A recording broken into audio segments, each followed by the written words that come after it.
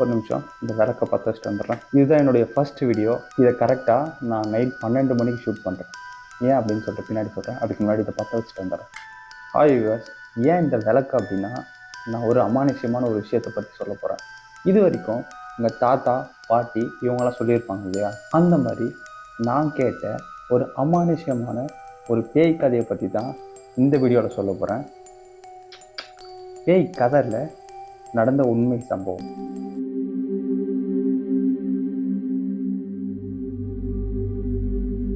இந்த கதையோட heroine name Amudha. அமுதாவை பற்றி சொல்லணும் அப்படின்னா, அவங்க கணவனை இழந்துட்டு 2 குழந்தைங்களை படிக்க வைக்கிற ஒரு பெண். தினமும் கூலி வேலைக்கு போயிட்டு அதில் வர வருமானத்தை வச்சு தான் தன்னுடைய 2 குழந்தைங்களை படிக்க வைக்கிறான். இந்த சம்பவம் 2007 மார்ச் 20 நடக்குது.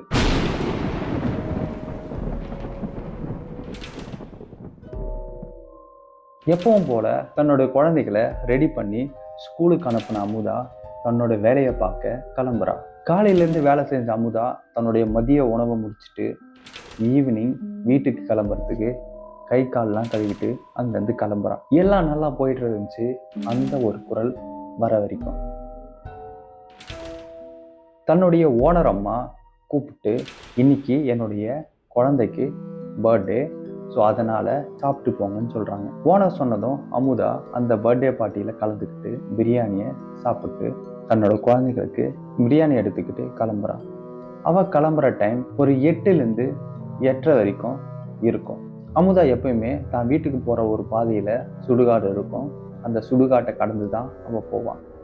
தன்னுடைய கையில் பிரியாணி இருக்குது. அது ஒரு சின்ன பயத்தை ஏற்படுத்தினாலும் முக்கியமான ஒரு சம்பவம் என்ன அப்படின்னா, 2 நாளைக்கு முன்னாடி 19 வயசு மிக்க ஒரு பையன் செத்ததாகவும் அவனை அந்த சுடுகாட்டில் வச்சு எரிச்சதாகவும் அமுதாக்கு தெரியுது.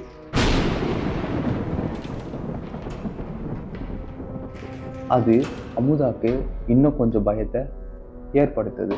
இருந்தாலும் பயத்தை வெளிக்காட்டாம அமுதா அந்த பாதையில் நடந்து போயிட்டு இருக்கா. சுடுகாடு கிட்ட நெருங்க அமுதாக்கு ஒரு சின்ன பயம் ஏற்படுது. காரணம், தூரத்துல ஒரு நாய் குலைச்சிட்டு இருக்கு. அது அமுதாக்கு ஒரு பயத்தை ஏற்படுத்துது. மெதுவா நடந்துட்டு இருந்த அமுதா சுடுகாடு நெருங்க கொஞ்சம் வேகமா நடக்க ஆரம்பிக்கிறா. அந்த நாயோட குரல் அவளை கொஞ்சம் டிஸ்டர்ப் பண்ணுது. இருந்தாலும் தலையை கீழே குனிஞ்சிட்டு அவ பாட்டுன்னு வேகமா நடக்க ஸ்டார்ட் பண்றா. அப்பதான் அமுதா ஒரு விஷயத்த உணர்றா. காத்துல ஏதோ ஒரு ஸ்மெல் அவ கிட்ட இருக்கிற மாதிரி ஒரு ஃபீலிங். அவங்க என்கிட்ட இதை பத்தி சொல்லும் போது தெரியல அந்த ஸ்மெல் ஏன் அப்படி வந்துச்சு அப்படின்னு சொல்லிட்டு எக்ஸாக்டா அந்த ஸ்மெல் என்னால் சொல்ல முடியல. ஆனா அந்த ஸ்மெல் எனக்கு ஒரு பயத்தை ஏற்படுத்துச்சு அப்படின்னு சொல்லிட்டு சொல்றாங்க. அந்த ஸ்மெல்லை உணர்ந்த அமுதா அங்கிருந்து வேகமா நடக்க ஆரம்பிக்கிறா. அந்த ஸ்மெல் கூட வர மாதிரியும் ஃபீல் பண்றா. அது வரைக்கும் வேகமா நடந்திருந்த அமுதா ஓட ஆரம்பிக்கிறா. ஒரு வழியா வீட்டுக்கும் வந்து சேர்றா. அமுதா மனசுல ஒரு சின்ன பயம், யாருன்னா என்ன ஃபாலோ பண்ணியிருக்காங்களா? அந்த பயத்தால என்ன பண்ணா அப்படின்னா, தான் கொண்டு வந்த உணவை வெளியே வச்சுட்டு குளிச்சுட்டு வரா. குளிச்சுட்டு வந்த அமுதா அந்த உணவை எடுத்துட்டு உள்ள போயிட்டு பூஜை ரூமாண்ட போய் சாமி கும்பிட்டு திரும்பி பார்க்கறா. அவங்க குழந்தைங்க தூங்கிட்டு இருக்காங்க. இதை சொல்லி முடிச்ச அமுதா என்னை பார்த்து, இது இதோட முடிஞ்சிருந்தா நல்லா இருக்கும் அப்படின்னு சொன்னாங்க. நான் அவங்கள பார்த்து, அப்போ இது இதோட முடியலையா அப்படின்னு கேட்க, இல்லை உண்மையான அமானுஷ்யமே அன்னைக்கு நைட் தான் நடந்துச்சு அப்படின்னு சொல்லிட்டு என்கிட்ட சொன்னாங்க.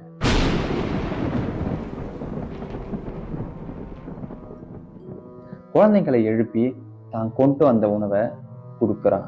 குழந்தைங்க சாப்பிட ஆரம்பிக்கிறாங்க. அப்படியே மெதுவா வெளியே மழை பெய்ய ஆரம்பிக்குது. மெதுவா அந்த மழை கொஞ்சம் கொஞ்சமா அதிகமாக அந்த டைம்ல பவர் கட்டும் ஆகுது. அலண்டவன் கண்ணுக்கு இருண்டதெல்லாம் பேய் அப்படின்னு ஒரு பழமொழி இருக்கு. அதே மாதிரி பயந்து போன அமுதா அந்த பவர் கட்டை பார்த்து கூட பயப்படுறா. குழந்தை சாப்பிட்டு இருந்ததால விளக்க பற்ற வச்சு குழந்தைங்களை விளக்கு வெளிச்சத்துலயே சாப்பிட வைக்கிறான். இப்படியே நேரம் கிடக்குது. குழந்தைங்கலாம் சாப்பிட்டு முடிச்சுட்டு தட்டை ஓரமாக எடுத்து வைக்கிறாங்க. இது முடிஞ்சு கொஞ்ச நேரம் கழிச்சு குழந்தைங்களை தூங்க வைக்கிறான். குழந்தைங்கள்லாம் ஒரு வழியா தூங்கிட்டாங்க. என்னதான் இருந்தாலும் அமுதாக்கு அந்த சம்பவம் மனசுல இருந்துகிட்டே இருக்கு. பயத்தோட உச்சியில இருந்த அமுதாக்கு தூக்கம் வரல. திரும்பி திரும்பி படுத்துட்டு இருக்கா. ஒரு வழியா டயர்ட்ல தன்னை மீறி தூங்குறான். கரெக்டா ஒரு 12 மணிலேருந்து 1 மணிக்குள்ள இருக்கும்.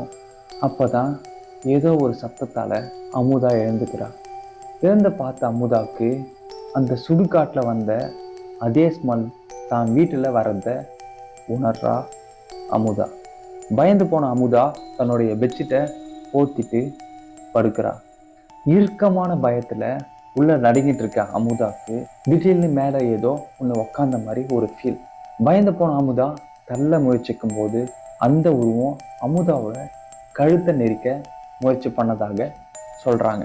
பயந்து போன அமுதா தான் 2 கையால அந்த கையை டச் பண்ணி முறுக்கும் போதுதான் உணர்றாங்க அந்த கை ஃபுல்லா முடியா இருந்ததாகவும் சொல்றாங்க. இப்படியே கஷ்டப்பட்டு அந்த உருவத்தை கீழே தள்ளி விட்டு பயத்தோட எழுந்த அமுதா லெஃப்ட் சைடில் திரும்பி பார்க்கும்போது தான் அவங்க குழந்தைங்க மூலையில உட்காந்து அழுதுட்டு இருக்காங்க.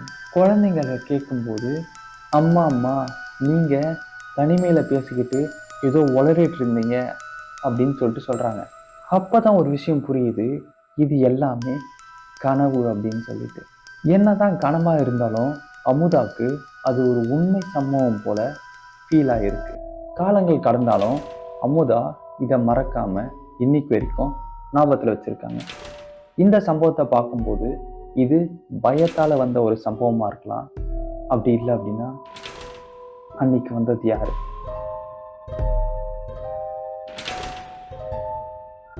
இந்த மாதிரி அமானுஷ்யமான விஷயங்கள் உங்க வாழ்க்கையில் எதனா நடந்துச்சு அப்படின்னா கமெண்ட் பாக்ஸ்ல போடுங்க. நானும் படிச்சு தெரிஞ்சுக்கிறேன். பை.